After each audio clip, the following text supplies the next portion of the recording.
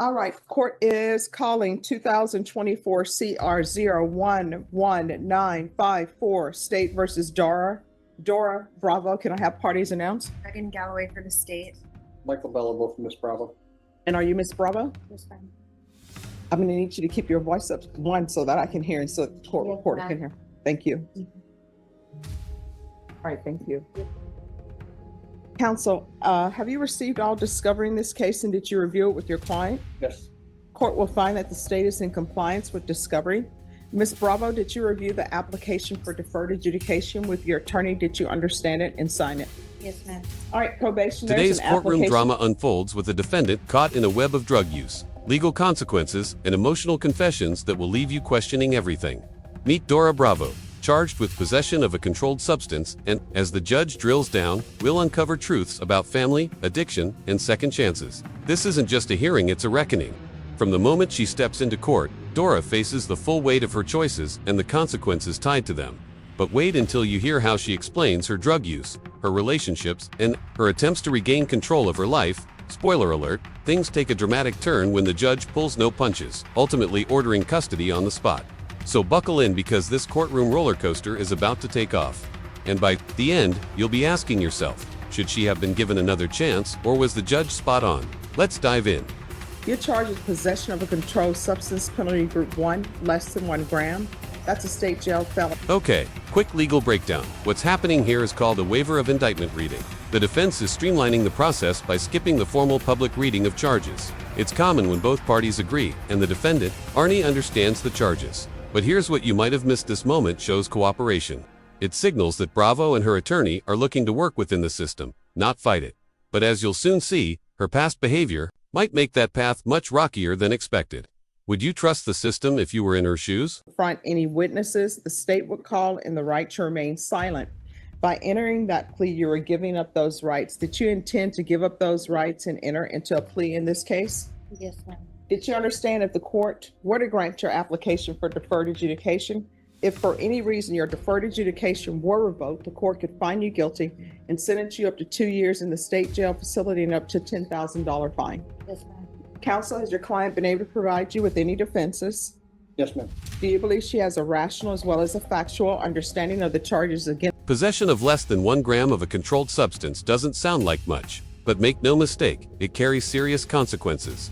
In Texas, it's a state jail felony. That means up to 2 years behind bars and a $10,000 fine. That's a steep price for what some might dismiss as a minor offense. And here's the twist: if Dora messes up during her deferred adjudication period, she could face that full penalty.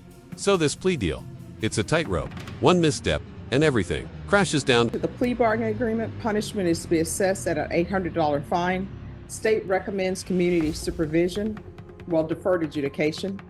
They're taking in consideration 2025 AL 005470. Did you understand that to be the plea? Defense? Yes. State? This part Yes, is sir. crucial. Dora's lawyer affirms she understands the charges, that she's mentally competent and was legally sane during the offense. Why does this matter? Because without mental competency, any plea could be thrown out. And in this case, Dora's admission to using meth just 24 hours ago adds a layer of complexity. Can someone who's recently high truly comprehend the legal weight of this moment? That's a question this courtroom doesn't shy away from. Years. There'll be a TAP evaluation, community service restitution hours. Now pay attention, here Dora is waiving her right to appeal. That's huge. She's locking in her fate based on today's proceedings, unable to challenge most of the court's decisions later. This isn't something done lightly. It's the legal equivalent of signing a no-takebacks clause. If anything goes sideways after this, her options are basically zero. Would you sign away your right to appeal if you were facing jail time? The waiver and stipulations with your attorney, did you understand it and sign it in all the appropriate places? Yes, ma'am. Again, did you understand you have a right to jury trial, a right for you or your attorney to cross-examine and confront any witnesses? The state would call in the right to remain silent. Yes, ma'am. Did you understand that today the state will be presenting evidence in the form of witnesses' statements and police reports? But most importantly, there'll be no live testimony. Did you understand? Yes, ma'am. Court will find that defendant has knowingly and voluntarily waived and consented to stipulation of testimony and stipulations. Court will accept into evidence state's exhibits 1 and attachments, and the court will review the same. All right, after reviewing state's exhibits 1 and attachments, the court will find there's sufficient evidence to find you guilty. The court will defer finding of guilt as you've applied for deferred adjudication. Are you proceeding with sentencing? Yes. Anything you wish to say on behalf of your client? Look at the list piling up. No contact with specific individuals, banned from JCPenney stores, mandatory life skills, and anti-theft courses.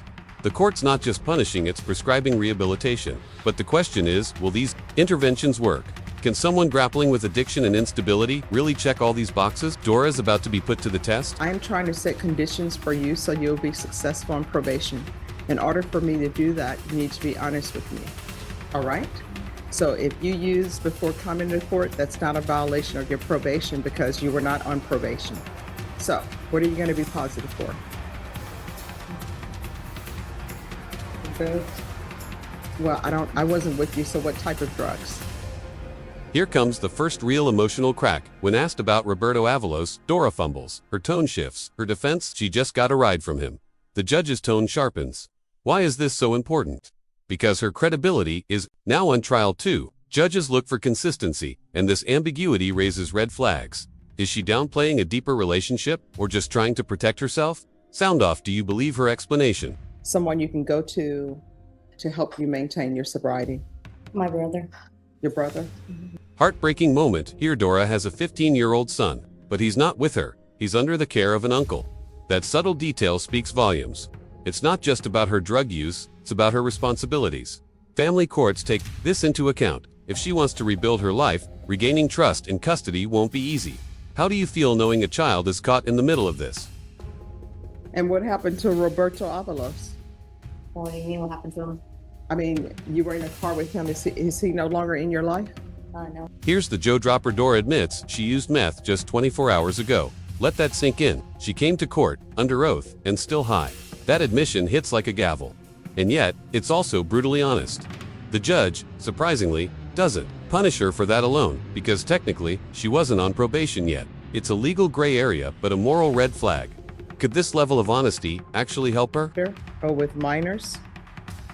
There's to be no unsupervised contact with minors.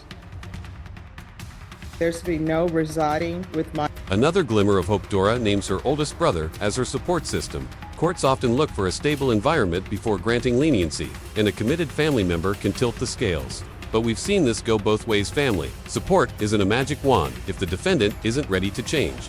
The real question, will she lean on her brother or fall back into old habits? 5AL 005470. There's going to be 100 hours of community service restitution. Once parenting is completed, the community service hours will be deemed satisfied. Now we're deep into sentencing. $800 fine. 3 years deferred adjudication and strict employment restrictions. No jobs with minors, no home health care, no unsupervised child contact. This isn't just a punishment, it's a safety perimeter. The court is drawing clear boundaries.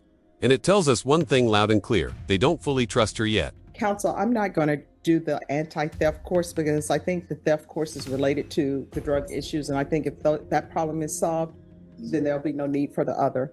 But I am going to recommend the life skills course.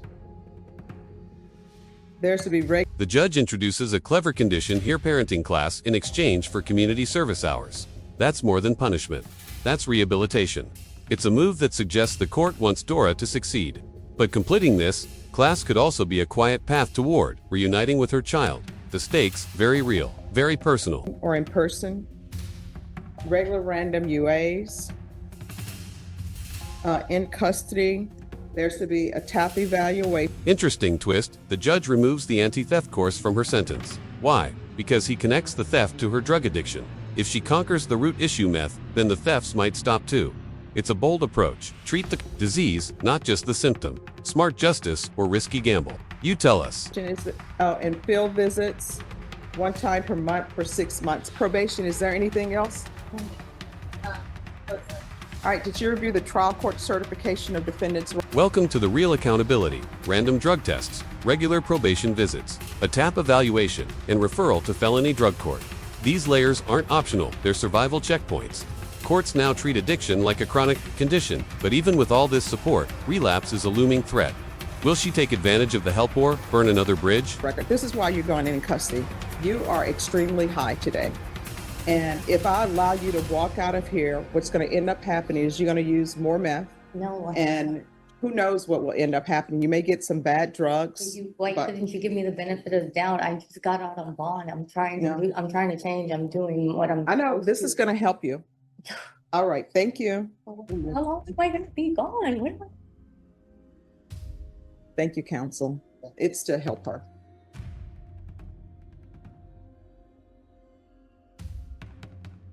And here it is, the most dramatic moment of all. The judge says it outright. You're extremely high today. Boom. No sugarcoating. No delay. He orders immediate custody, out of spite, but out of concern. She begs for another chance. Claims she's trying to change, but the judge isn't buying it. It's a wake-up call in handcuffs.